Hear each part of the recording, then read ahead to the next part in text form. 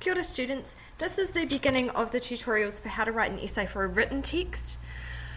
So what we're going to do is use Dulce et Decorum Est by Wilfred Owen. If you're familiar with this text, then you don't really need to watch this tutorial. This is just about explaining what the poem is all about. If you don't know the poem, then you need to pause now. Well, not pause, but you need to take the time to actually listen to this. If you don't want to listen to me reading it, you might want to pause this now and read it for yourself. If you don't want to have to read it with your own eyes, then you can listen to me reading it. Dulce et Decorum Est by Wilfred Owen. Bent double, like old beggars under sacks, knock-kneed, coughing like hags, we cursed through sludge, till on the haunting flares we turned our backs, and towards our distant rest began to trudge. Men marched asleep, many had lost their boots, but limped on, bloodshod. All went lame, blind, drunk with fatigue, deaf even to the hoots of tired, outstripped 5-9s that dropped behind. Gas, gas, quick boys! An ecstasy of fumbling, fitting the clumsy helmets just in time. But someone was still was yelling out and stumbling and floundering like a man in fire or lime. Dim through the misty panes and thick green light, as under a green sea, I saw him drowning. In all my dreams, before my helpless sight, he plunges at me, guttering, choking, drowning.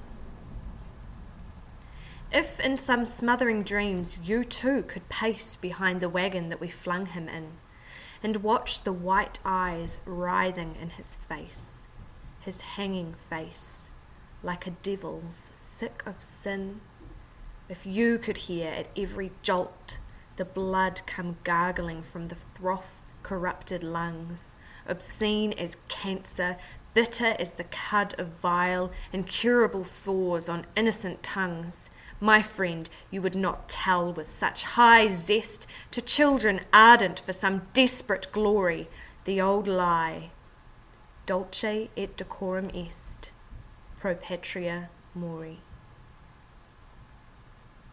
Okay, so it's a pretty depressing poem. It was written in 1918 by Wilfred Owen, who was a soldier in World War I. And I know a lot of that vocabulary will have been new to you.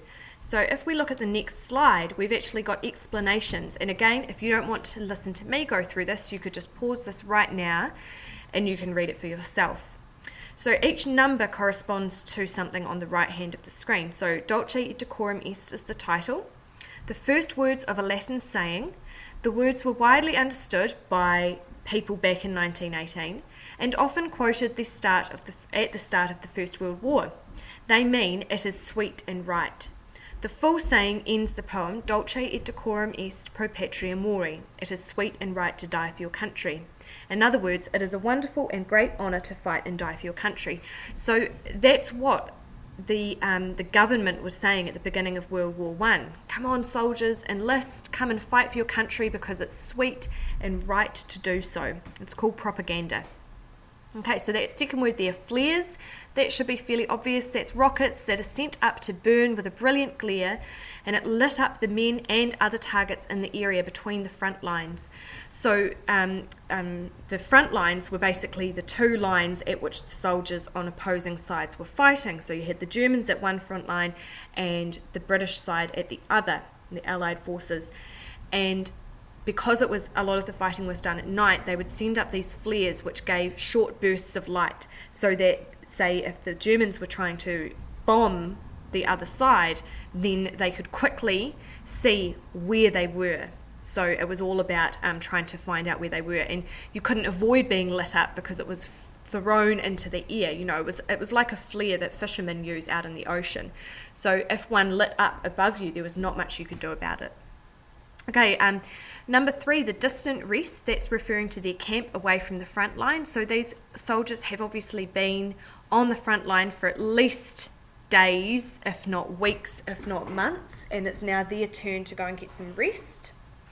Number 4, the hoots, that's referring to that sort of whistling sound of shells and bombs rushing through the air. Number 5, talking about the 5 nines being outstripped. That means that our soldiers that we're hearing about, they're past the firing line. So they can hear them, but they're not in danger of them at the moment. 5 nines is a name for 5.9 caliber explosive shells. The gas that they're referring to is poisonous gas.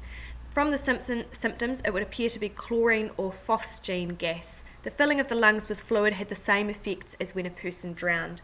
And World War I was one of the first times, if not the first time, that chemical warfare was used on such a large scale, and a lot of deaths occurred as a result of this gassing. And it was very dangerous. And that is why they had, number 8, the helmets. And they were really early, really rudimentary gas masks, and they were clumsy and big. And if you got them on in time, you would be okay, but many people didn't get them on in time, and that's why they died. Number 9, lime. The man floundering in fire or lime. Lime is a white chalky-like substance that actually burns your skin. So it's really dangerous and horrible. So it's not that he is literally drowning in lime, and it's not like the fruit. It's that it looks as though it's like the gas is actually covered all over his skin. And so it kind of looks as though a man who had had lime thrown at him. When it says through the misty panes, that's talking about the actual glass on the masks. It wouldn't be plastic, it was literally glass at that time. Guttering, when it says guttering, choking, drowning, it could either be the flickering out of a candle, or it's like the actual sound in the man's throat. So it probably is both. Owen probably used that word to refer to a candle flickering out, and that's like someone dying, and also that horrible guttural sound that the person would be making as they are literally drowning. Cud, so that's bitter as the cud of vile. Cud is what cows chew on, and so here the similar looking material is coming out of the soldier's mouth. So as he's flung on the back of that wagon, you can see the froth coming out. So it's really a horrible image. 13, high zest. It's about idealistic enthusiasm. So where it says, my friend, you should not tell these keen, that's that word ardent, these keen, ardent young children with such enthusiasm that they should die for their country. So he's really criticising the government and the message that they're being sent. Alright, so now that you know all of that, the rest of the tutorials will make a lot more sense. Congratulations. Remember, if any of that was difficult for you, you can pause, rewind, fast forward, write down notes and questions. That poem is a very famous poem, and it's worth understanding what it's all about, because it will really help you with unfamiliar text as well, not just with your essay writing.